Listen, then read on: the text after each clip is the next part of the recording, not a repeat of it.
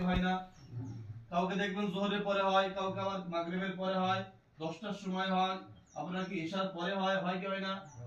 হাদিস ভিতরে বলা হয়েছে যে মানুষকে যে সময় দাফন করা হোক না কেন, যদি সেই বান্দা যদি মুমিন বান্দা হয়, কাফের নয় কিন্তু, অনলি শুধু মুমিন, যদি সেই বান্দা যদি মুমিন বান্দা হয়, তাকে যখনই দাফন করা হয়েছে, কিন্তু যখন তাকে কবর থেকে যখন উঠানো হবে, কবরের মধ্যে যখন তাকে উঠে বসানো হবে, তখন সেই ব্যক্তির কাছে সেই সময়টা কোন সময় হবে? কোন সময় হবে?